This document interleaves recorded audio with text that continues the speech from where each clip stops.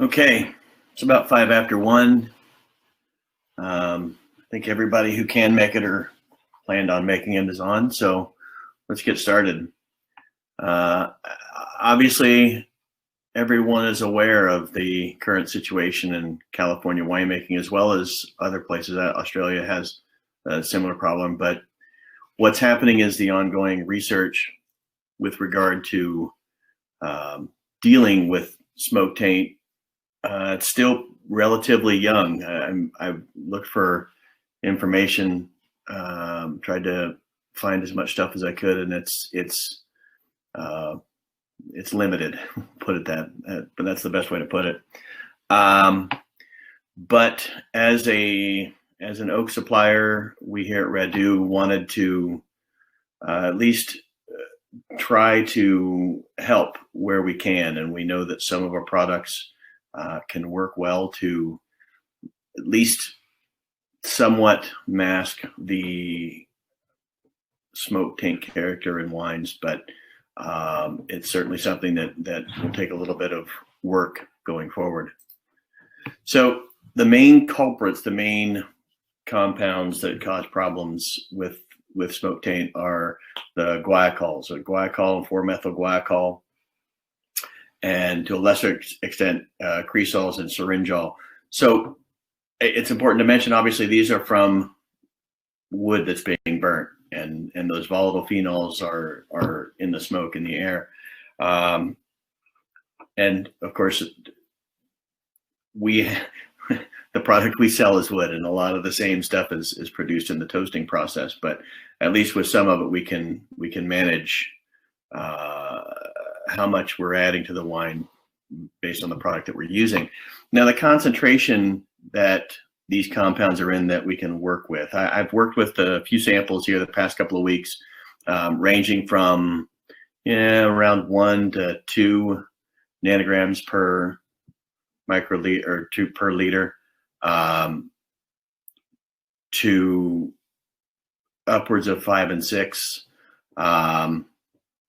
It's a little rough to manage when you get up in those higher numbers, but hopefully you can work with that in conjunction with oak products and maybe some fining products to ameliorate for the smoke taint. So what happens to the wine?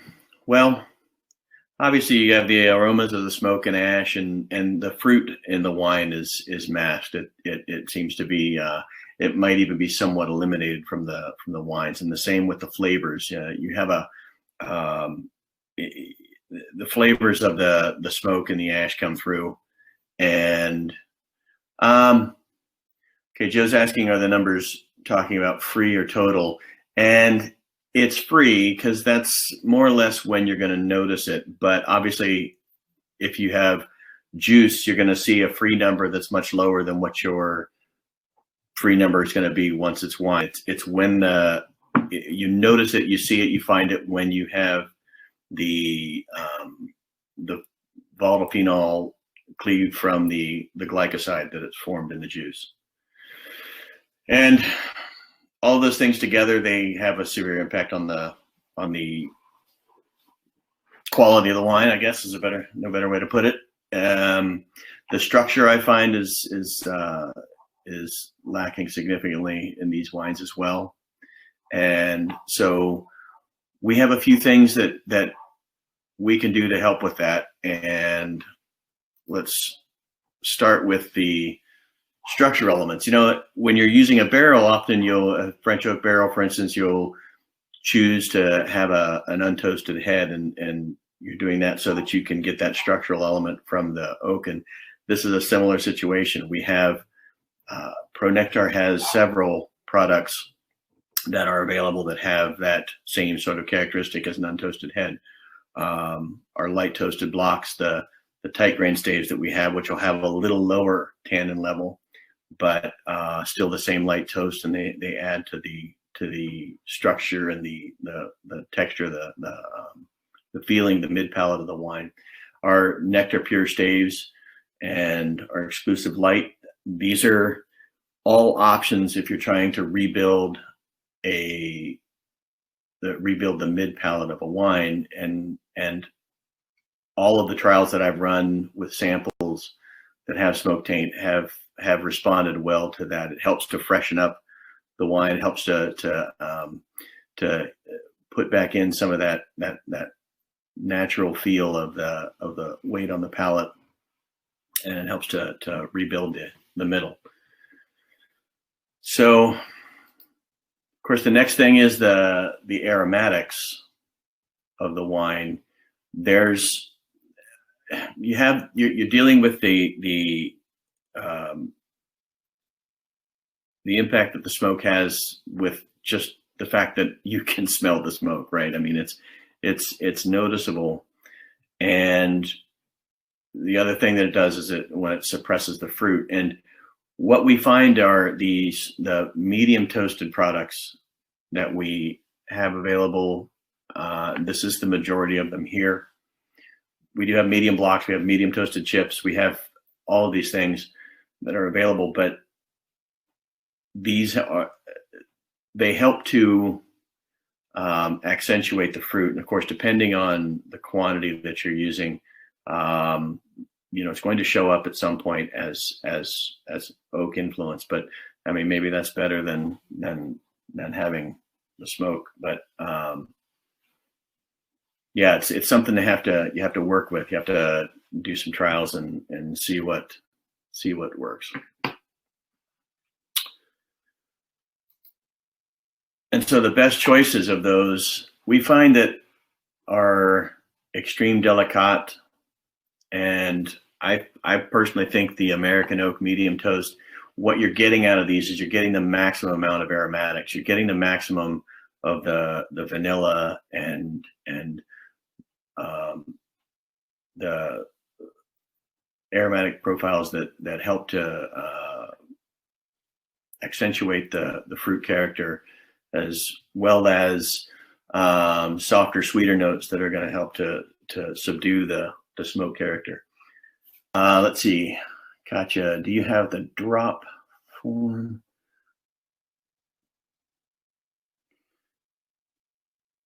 We certainly have. So we'll get to that. You're asking about our Nektar ID, and yes, we do. So we'll talk about that here before the end of the presentation.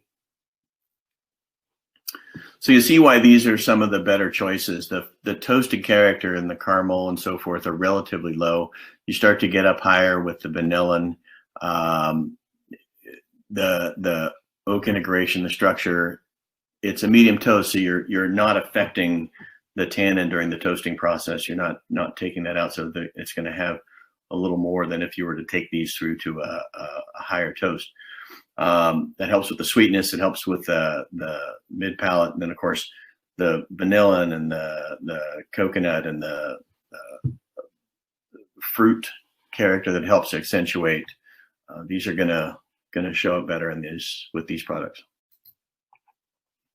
So a couple other options. So our standard French oak essential is what it's called. The medium toast is certainly a good option. It's going to have a little more tannin, so you have to be a little more careful with that. The excellence or the tight grain staves are going to offer a little less tannin, and therefore it's going to have a little more sweetness, a little more vanilla. You can see that in the spider graph there.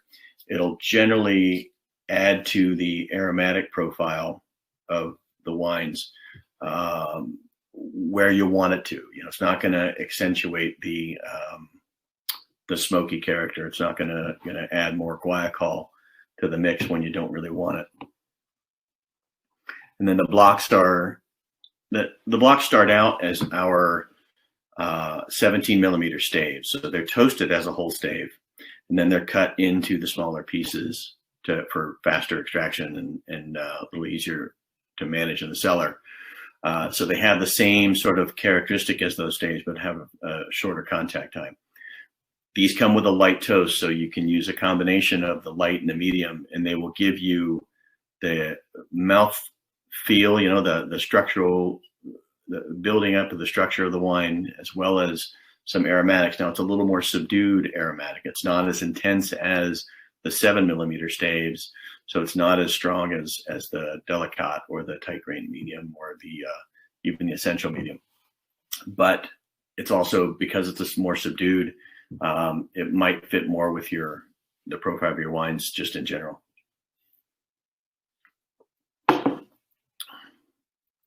And of course, the thing that you want to be careful with are the heavier toasted products, and it goes the same for barrels, for the alternatives, anything sort of a medium plus. And I tried to use some of the medium plus products that we have because I wanted to see if I could get that darker fruit character to show up. But unfortunately, what happened was the guaiacol that I was adding with the product was just working with the guaiacol that was already present in the wine. And it didn't really accentuate it, but it certainly didn't help. It didn't really cover the characteristic we were trying to get rid of. And I don't want to write it off, because there's a possibility that with a combination of the others and using a little bit of a medium toast product might be helpful. But that definitely is something you want to trial. You want to try that first before you make any decisions on it. Here's a comparison. So the stave that the spider graph on the previous, this is our extreme intense, and you can see how it kind of pushes out in these boundaries. On this side, the spicy, the toasted, the vanilla a little bit, but not quite what the others were. This is a straight comparison of the 4-methyl guaiacol and the guaiacol that you get in the stave. I mean, this is what's available, and you can see that the Delicate, which is a lower tannin stave, has a much lower guaiacol. It's a medium toast. The extreme intense is a medium plus. I wouldn't call it a heavy toast, but it's certainly not. It's above a medium plus. So this is where that guaiacol is formed. This is where those extra smoky characters are created. And when you already have it, I mean, it's really no need to add more. So this is just a good example of what you're looking at between those two. And then the other compounds, so same two staves, the extreme Delicate and the extreme intense, and it's really amounts to less than half. You're looking at less than half of the syringol and the cresol. And those are the characteristics you remember back that earlier, the earlier slide. This is what you're getting in the smoke taint. I mean, this is, rather than add more, we want to work with those lighter toast, the medium toast staves, to help sort of mask it and rebuild the wine to what it could be.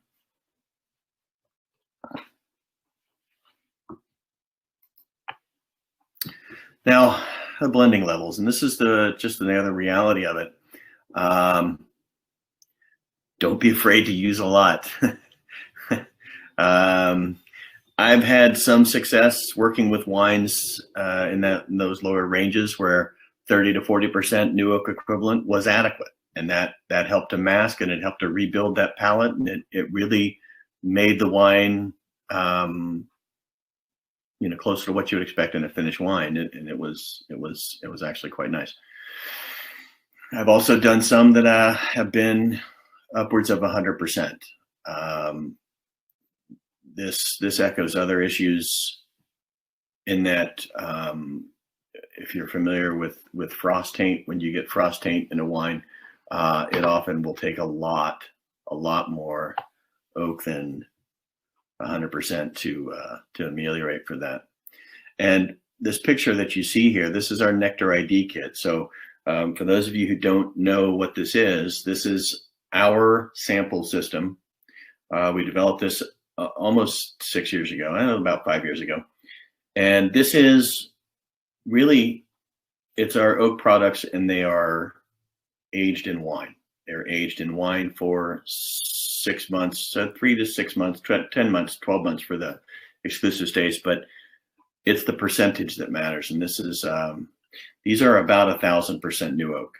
So what we can do with this is we can take these, we have one of these packets for each one of our products, and we can blend it with your wine to see what works. So this is what I was using when I was working with the smoke tainted samples that I had.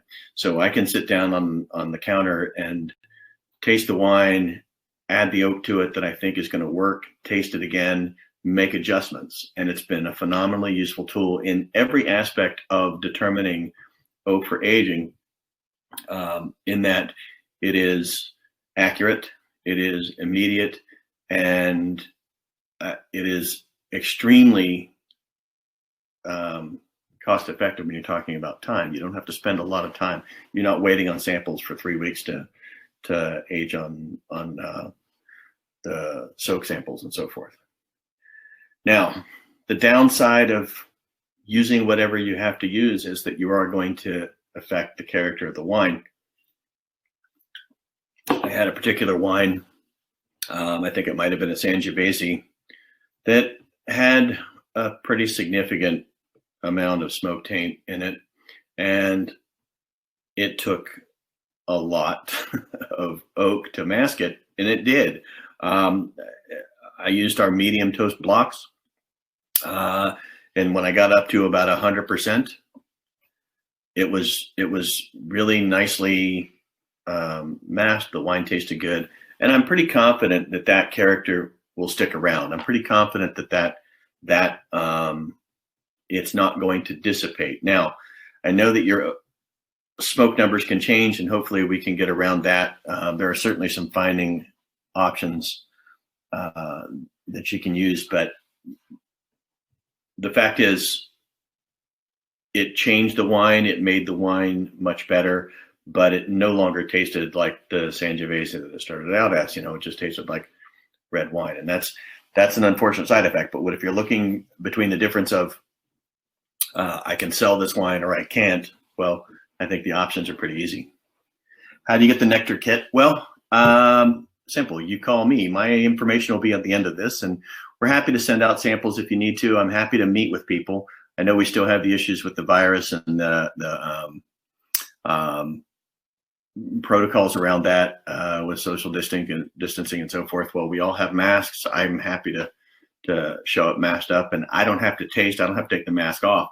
I can direct you through tasting the wine as we blend it and get you to where you like what we're doing. So, excuse me. All right, so please feel free to use the chat function to ask any questions. I know it's pretty brief, but I think everybody's got a really good idea of what's happening with smoke taint. And this was mostly just to really talk about the options that we have to help ameliorate for it. I don't want to rehash all the science or go through little bits and pieces about how it works. Purchase a kit? No, we don't sell them. We're just happy to share them. We use this as a tool to sell our staves. So you're welcome to it. Yes, Joe, I have had some success with Pinot Noir, but again, it's that sticky nature where if it's a lower range, sure, it's easy to manage. But if it's sort of up in that on the edge, you're going to wind up putting in enough oak that it's going to affect the terroir. It's going to affect the variety character. But again, if you have to choose between a wine that you can sell and a wine that you can't sell that still smells a little like Pinot, well, I think the options are pretty straightforward.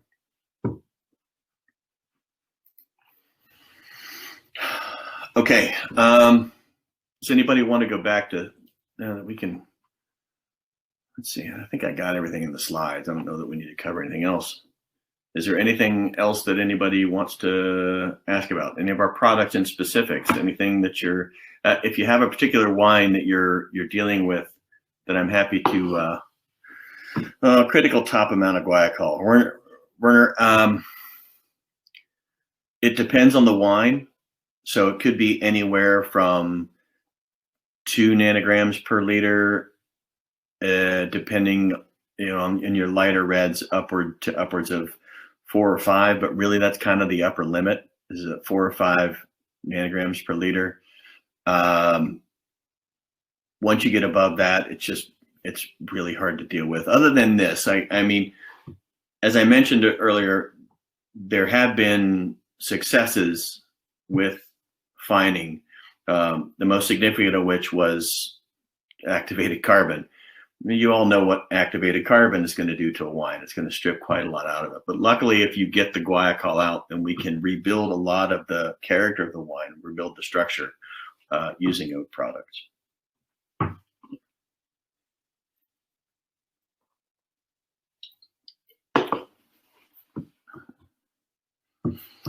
Okay, you're below 2 on your cab. That's manageable. That's really manageable. And that's the finished wine? You can answer in a second. Yeah, Lisa, it is. The question is it better to put the oak on sooner rather than later? I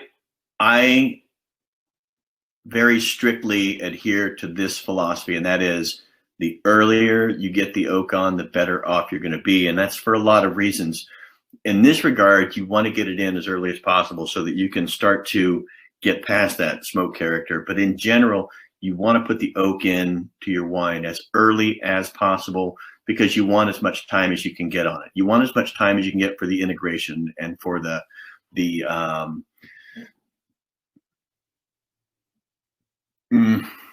marrying. I mean, integration is the same thing. It's just you want to have as much time as possible for the oak on the wine. And yeah, ideal timing, aging safer to age less time. I don't know, because time is still what makes a difference in a wine, especially if we're talking about a high quality wine. It's a balancing act. I mean, you think you have to take it wine by wine and make those determinations as you go. It's not something you can throw a blanket on and say, this is how we can deal with it. Okay, any other questions? What about Syrah with its naturally higher concentration guaiacol? Well, and there again, I think really leaning towards those lighter toasted oaks, medium and light toast. And I think you can manage that. And I think those things are going to accentuate the those lighter fruit characteristics in a Syrah. And Thomas is Thomas is my boss in France, and he's pointing something out here. Do you think that the light toast products have the ability to absorb some chemical molecules? And I want to believe that. I want to believe that is a possibility. I haven't seen any research to support it, but I know that UC Davis was promoting the use of fresh untoasted chips during fermentation to help ameliorate for smoke taint. And I honestly, I would love to do some trials. If you guys have some wines you want to try out and you want to throw everything at it and try something crazy, I'm the king of crazy. You can ask Thomas. I've done some really nutty things with oak that have worked out pretty well. So if somebody has one that we can say dose up to 100% or even 120, 140% with say our Nektar Pure Stave, it's gonna add a lot of structure. It's gonna add a lot of tannin to the wine. But the fact is, it might be absorbing some of those. You might be absorbing some of those compounds, some of those phenolics. The only way we're going to find out for sure is to have a nice size trial and analyze before, analyze after, and see what happens. But I think it's a very good possibility that those lighter toasted oaks are going to be essential in removing some of that stuff. Okay, so Carol, I've been told that you should wait until we're doing trials. I agree with that. I mean, it's never too early to start, Carol. I would say that you can start now, but know that you're going to need to wait to make that decision. You can start playing with stuff and seeing what you think is going to work.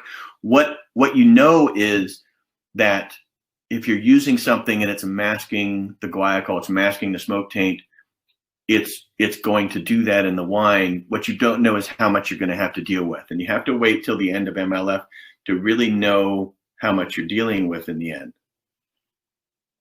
And as Thomas says, yes, we'd be happy to run experiments and share the results with you. So like I said, this is, I mean, think about how long wine has been studied and how much research has gone on in the past 100 years at all the universities around the world. And really, it's hard to find anything about smoke taint prior to 2007. It's only been a few years. And it only happens, I won't say sporadically anymore, because it feels like here in California we have fires every year. But certainly it's the kind of thing that we need more information on. Okay, Carrie's, I used extensive use of unfriendly. Okay, so it didn't take the bitterness away. We have something for that. Those Delicates days of the American medium, they're going to add that sweetness that's going to help to ameliorate for that bitterness. Okay, do we have any more questions? I'm happy to stay on as long as you guys want to chat about this stuff. And if you want to actually speak, we have that function. I can, if you raise your hand, there's a little hand icon in your screen. We can allow you to speak on the platform as well. I really, Thomas, yes, I agree 100%. I think the earlier you're working on these wines, filtration, the earlier the better. And yeah, you're going to take some stuff out of the wine that you maybe didn't want in there, but really you don't have a lot of choice. There isn't a lot of wait and see with this. It's not the kind of thing you want to sit on and say, well, I'll check it in 6 months. I think this is something you want to hit early and hit hard and get it as clean and as out of the woods as you possibly can as early as possible.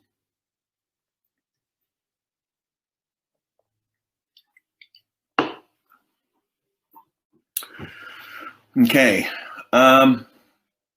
Just out of curiosity, if you guys feel like doing it, and you can use the chat for this, I'm curious if you want to share the wines you might be working with, something that you might have that you think is going to be a problem, or, I mean, the Siegerts have put some of their stuff on there as far as the wines they're working with and the levels. I'm going to go back through the chat here, make sure I haven't missed anything.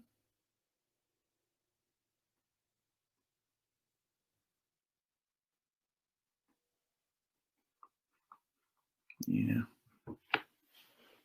looks pretty good. Any other questions? Anything at all?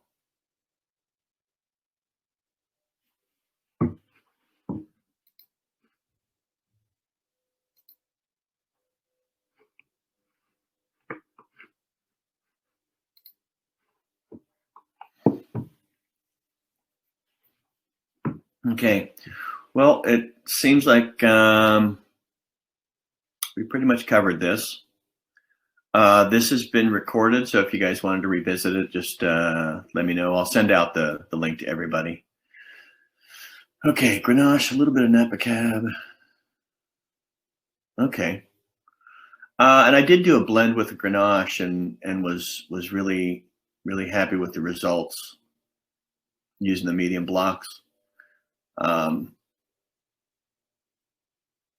Yeah, I mean, let's talk about it. Let me move forward here. One more slide to make sure. So this is my contact info for those of you who don't already have it. Feel free to take down my phone number and my email. Email me, text me, anything you might need to know about any of the Pronektar products. That's what I do. I'm happy to take as much time as you guys need to figure these things out. And well, I don't know.